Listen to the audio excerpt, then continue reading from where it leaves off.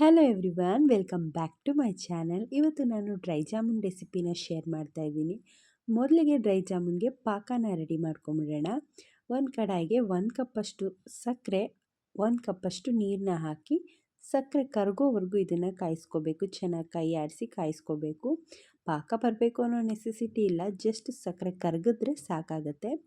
ಈಗ ಫ್ಲೇವರ್ಗೆ ಸ್ವಲ್ಪ ಏಲಕ್ಕಿನ ಕುಟ್ಟಿ ಪುಡಿ ಮಾಡಿ ಸೇರಿಸ್ಕೊಂಡು ಒಂದು 2 ನಿಮಿಷ ಕುದಿಸಿ ನಂತರ ಫ್ಲೇಮ್ನ ಆಫ್ ಮಾಡಿ ಸ್ವಲ್ಪ ಪಾಕನ ತಣ್ಣಗಾಗಿ ಬಿಟ್ಬಿಡೋಣ. ಅಷ್ಟರಲ್ಲಿ ನಾವು ಜಾಮೂನ್ ಹಿಟ್ಟನ್ನು ರೆಡಿ ಮಾಡ್ಕೊಳ್ಳೋಣ. ಇಲ್ಲಿ ರೆಡಿ ಜಾಮೂನ್ ಹಿಟ್ಟು 75 ಗ್ರಾಮ್ ಅಷ್ಟಿದೆ. ಇದ್ರ ಜೊತೆಗೆ 75 ಗ್ರಾಮ್ ಅಷ್ಟು ಕೋವಾನ ಬಳಸ್ತಾ ಇದ್ದೆ. ಕೋವಾ ಬಳಸೋದ್ರಿಂದ ಸೇಮ್ ಮದುವೆ ಮನೆ ಟೇಸ್ಟೇ ಬರುತ್ತೆ. ಡ್ರೈ ಜಾಮೂನು ಈ ಮದುವೆಗಳಲ್ಲೆಲ್ಲ ಅಥವಾ ಬೇಕ್ರಿಗಳಲ್ಲೆಲ್ಲ ಸಿಗುವಂಥ ಡ್ರೈ ಜಾಮೂನ್ ಟೇಸ್ಟೇ ಇರುತ್ತೆ. ಕೋವಾನ ಬಳಸಿ ಆದಷ್ಟು ಸಪ್ಪೆ ಕೋವಾನ ಬಳಸಿದ್ರೆ ನೀವು ಇಲ್ಲಿ ಸಕ್ಕರೆ ಪಾಕಕ್ಕೆ ಸಕ್ಕರೆನ ಜಾಸ್ತಿ ಹಾಕೋಬೇಕು. ಸ್ವೀಟ್ ಕೋವಾನ ಬಳಸಿದ್ರೆ ಸಕ್ಕರೆ ಪಾಕಕ್ಕೆ ಸ್ವಲ್ಪ ಸಕ್ಕರೆನ ನೋಡಿಕೊಂಡು ಕಡಿಮೆ ಹಾಕ್ಕೊಳ್ಳಿ.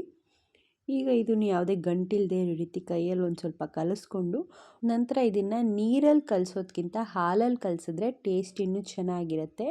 ಜಾಸ್ತಿ ನಾದಿ ಕಲಿಸ್ಬಿಡಿ, ಸುಮ್ಮನೆ ಒಂದು 4 ಬೆರಳಲ್ಲೇ ನೀಟಾಗಿ ಆಗೋ ಥರ ಸುಮ್ಮನೆ ಮಿಕ್ಸ್ ಮಾಡೋ ರೀತಿ ಕಲಸಿ. ಜಾಸ್ತಿ ನಾದಬೇಡಿ. ಜಾಸ್ತಿ ನಾದಿದ್ರೆ ಬೇಯಿಸೋವಾಗ ಒಳಗೊಳಗೆ ಗಂಟು ಆಗಿಬಿಡುತ್ತೆ ಮತ್ತು ಕ್ರ್ಯಾಕ್ಸ್ ಆಗುತ್ತೆ.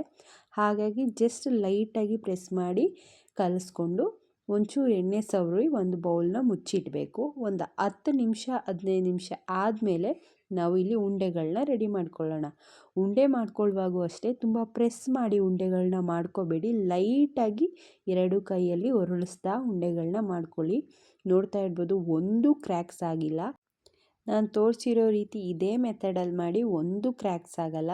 ನಂತರ ಎಣ್ಣೆನ ಬಿಸಿ ಮಾಡಿಕೊಂಡು ಒಂದೊಂದೇ ಗುಲಾಬ್ ಜಾಮೂನ್ನ ಹಾಕಿ ಸುತ್ತಲೂ ಕೈ ಆಡಿಸ್ತಾ ಬೇಯಿಸ್ಕೋಬೇಕು. ನೋಡ್ತಾ ಇರ್ಬೋದು, ಇದೇ ರೀತಿ ಬೇಯಿಸ್ಕೋಬೇಕು. ಈ ಥರ ಹೊರಡಿಸ್ತಾ ಇದ್ದರೆ ಸುತ್ತಲೂ ಬೇಯ್ಕೊಳ್ಳುತ್ತೆ, ಚೆನ್ನಾಗಿ ಕಲರ್ ಬರುತ್ತೆ.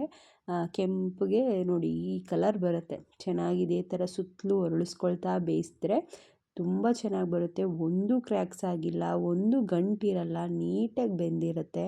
ನಿಮಗೆ ನೋಡಿದ್ರೇ ಆ ಟೆಕ್ಸ್ಚರ್ ಗೊತ್ತಾಗ್ತಾ ಇದೆ, ಒಂದು ಕ್ರ್ಯಾಕ್ಸ್ ಆಗಿಲ್ಲ.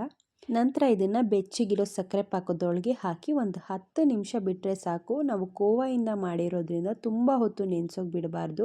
ತುಂಬ ಹೊತ್ತು ನೆನೆಸ್ಬಿಟ್ರೆ ತುಂಬ ಮೆತ್ತಗಾಗ್ಬಿಡುತ್ತೆ. ಒಂದು 10 ನಿಮಿಷ ನೆನೆಸಿದ್ರೆ ಸಾಕು.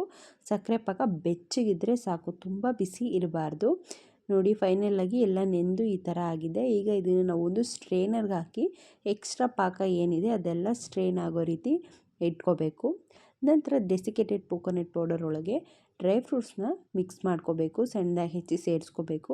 ಡೆಸಿಕೇಟೆಡ್ ಕೋಕೋನಟ್ ಪೌಡರು ಅಂಗಡಿಯಲ್ಲಿ ಸಿಗುತ್ತೆ, ನಾವು ಮನೆಯಲ್ಲೇ ಮಾಡ್ಕೋಬೋದು. ಕೊಬ್ಬರಿನ ಮೇಲ್ಗಡೆ ಭಾಗ ಕಪ್ಪಗಿರೋದನ್ನ ತೆಗೆದುಬಿಟ್ಟು ವೈಟ್ ಕಲರ್ನ ಮಾತ್ರ ಗ್ರೈಂಡ್ ಮಾಡಿಕೊಂಡ್ರೆ ಮನೆಯಲ್ಲೇ ಡೆಸಿಕೇಟೆಡ್ ಕೋಕೋನಟ್ ಪೌಡರ್ ಕೂಡ ರೆಡಿಯಾಗಿ ಹೋಗ್ಬಿಡುತ್ತೆ. ಈಗ ನೋಡ್ತಾ ಇರೋ ರೀತಿ ಒಂದೊಂದೇ ಗುಲಾಬ್ ಜಾಮೂನ್ನ ಇದರೊಳಗಡೆ ನೀಟಾಗಿ ಹೊರಳಿಸಿದ್ರೆ ನಾವು ಅಂಗಡಿಯಲ್ಲಿ ಸಿಗೋವಂಥ ಮದುವೆ ಮನೆ ಶೈಲಿಯ ಡ್ರೈ ಗುಲಾಬ್ ಜಾಮೂನ್ ಮನೇಲೇ ರೆಡಿಯಾಗಿ ಹೋಗ್ಬಿಡುತ್ತೆ. ಐ ಹೋಪ್ ಇವತ್ತಿನ ಸ್ವೀಟ್ ರೆಸಿಪಿ ನಿಮಗೆ ಇಷ್ಟ ಆಗಿದರೆ ಲೈಕ್ ಮಾಡಿ, ಶೇರ್ ಮಾಡಿ, ಕಮೆಂಟ್ ಮಾಡಿ, ನನ್ನ ಚಾನಲ್ನ ಸಬ್ಸ್ಕ್ರೈಬ್ ಮಾಡಿ.